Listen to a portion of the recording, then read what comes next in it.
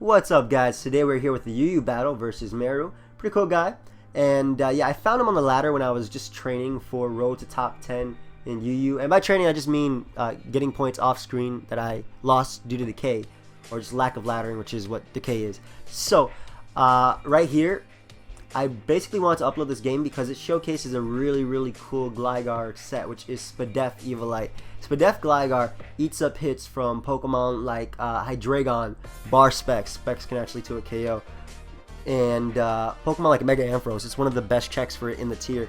So shoutouts to my boy Cam for the team, and let's get right into the game. So he ends up leading off with a Crobat, as I am going to lead off my Crocodile. Gonna have to Intimidate. I am Choice Bandit, just going to fire off a knockoff, as he is going to go right for the U-turn, and he is going to end up bringing out his Infernape, expecting that knockoff. So able to get rid of this thing's extra belt, and I do not want to switch in my Chandelure on like a Stone Edge or Earthquake just because I saw extra belt. So I'm going to bring out my Gligar, as he ends up going right for the U-turn. Expecting my switch. Good play, as he is able to bring out his Alomola, but I can just go for a U-turn on my own, knowing that I will be able to outspeed.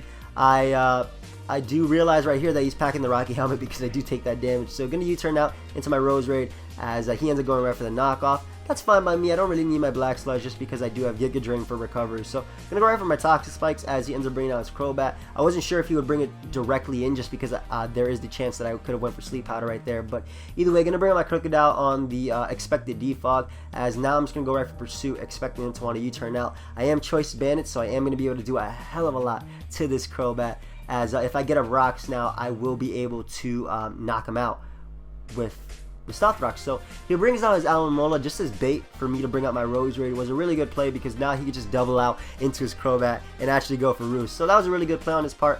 But I'm actually going to make a pretty good play on my own. I'm going to predict him to want to go for Roost right here. So I am going to go for the Sleep Powder, as that does end up happening. And Crobat is now asleep. So what I could do right here is actually set up a Toxic Spike. But what I'm going to do is actually switch out into my Crocodile, because I don't want to take a Brave Bird or U-turn if he does wake up in the following turn. This was his first turn of sleep, but I didn't want him defogging anyway. I can always get up him later. So I'm going to go to my Crocodile. I'm actually going to expect him to want to stay in, so I'm going to go right for the knockoff, as right here he ends up waking up and going right for the U-turn. Of course, like I said, I'm Choice Bandit, so I couldn't switch up moves and go for Pursuit. So he's going to bring out his Infernape on the knockoff, and I don't really want my Gligar to take a Blaze boosted Overheat, as I'm not sure if it would actually be able to KO me, but I just don't want to take any unnecessary damage. So I'm going to go out to my Chandelure, as he ends up U-turning out into his Hydreigon, and I'm actually going to switch out into my Crocodile as Death Fodder, as he ends up going for the Dragon Pulse. But that does give me a free switch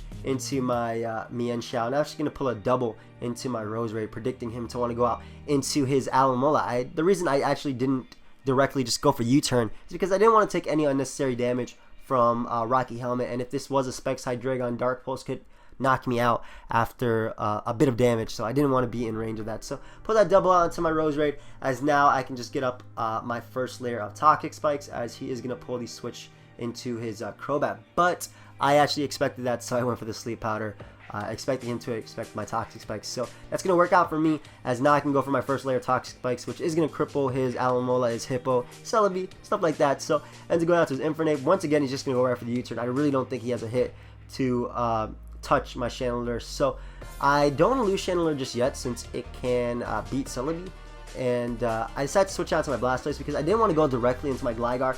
Even though I am special defensive, I didn't want to take a Specs Draco. I would go down to 2 Specs Dracos, not to 2 Scarf Dracos, maybe, depending on rolls, but 2 Specs Dracos would be able to knock me out. So go out to my Blastoise, as I do find out that he's Choice Scarf based on the damage. If I Mega Evolve right here, he won't be able to knock me out with the next Draco Meteor. So I'm going to Mega Evolve and go right for the Dark Pulse, just in case he wanted to bring on a Celebi, as he ends up sacking his Infernape, and now he has a free switch into his Hydreigon, as he is just going to go right for the Dragon Pulse and knock me out. So I'm just going to end up bringing out my Mienshao. Now I decided not to go for High Jump Kick here, just because, one, I didn't want to miss, and 2, he does have these 3 Pokemon that could tank it. So I ended up going for knockoff, as he predicts that very nicely, stays in, and ends up going right for the Dragon Pulse, doing a hell of a lot to me. But I do have gligar, which I can actually go out into, which can tank the next attack. As you can see, that Dark Pulse does nothing, and Draco actually won't be able to knock me out. So I'm gonna go right for the Roost as he ends up U-turning out into his Alomola, and this is where basically Gligar, you know, starts showing off why this set is so cool. As you can see, that Dark Pulse did 24%. So I'm gonna go for my Stealth Rocks, predicting him to actually want to Wish, expecting me to want to bring out my Roserade right here. By me going for Stealth Rocks, Crobat now goes down, so that's one less threat I have to deal with, which means my hazards are here to stay. So I'm going to U-turn out into my Roserade as he ends up going right for the knockoff, or actually, yeah, the knockoff. I wasn't sure if he went for Scald right there, but ended up going for knockoff, as now I can just freely click Sludge Bomb. It would be able to knock out Hydreigon, and it smacks his basically only switching that he has at this point. So Celebi is going to go down. Not sure if I agree with him bringing out Celebi, but he didn't know if I had Sludge Bomb or not. I could have had HP Fire, which Calm Mind Celebi could have set up on. So he ends up bringing out his Hydreigon, as I'm just going to sack my Chandelure.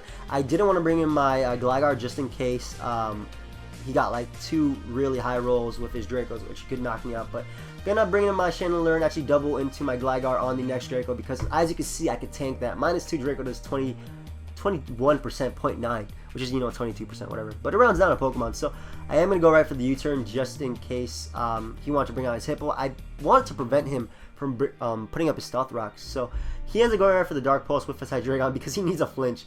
Draco will not be able to knock me out, and I can just easily Roost off. So what he's trying to do right here is just flinch me to death, as he does end up flinching me right here. But Draco will not be able to knock me out, as you guys will see. I tanked that, doing 45%, as I am just going to keep up offensive momentum and go for U-turn. I could have possibly went for Roost right there, but I want to keep up the momentum. So I'm going to go out to my Mienshao at this point, as I can go for the U-turn, and I can bring out my Roserade, and at this point, Hippo and Hydreigon cannot switch in.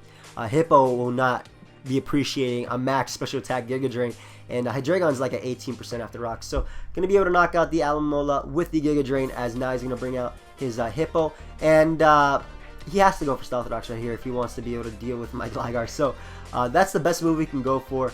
Especially because he has no sand, so he can't like shuffle me around. So I'm gonna bring out my Gligar on these Stealth Rocks, and now what I can do is just get up a free Roost. Hippo cannot touch me. If he does have Toxic though, that can whittle me, but it doesn't really matter. So I'm gonna go for the Roost as he ends up bringing out Hydreigon, and at this point he needs to flinch me to death, and he needs to hope for a bunch of misses from my Mienshao, but he does not end up flinching me. Gligar just ends up tanking that Dark Pulse, gonna be able to go right for the U-turn, knock him out, and his last is Hippo, and he's just gonna forfeit because Roserade would have been able to knock him out. So yeah, good game, Meru. spdef Gligar just coming through. The reason I didn't switch it directly in on his Hydreigon in the early game is, one, I forgot I was spdef, not gonna lie. I remembered I was spdef after checking the team builder, because I was like, what does his team have for Hydreigon? And I was like, oh, Gligar. And 2, because if he was Specs Hydreigon, he actually would have been able to 2-KO me, depending on rolls. So yeah, good game, guys. Leave a like if you enjoyed, and until next time, later.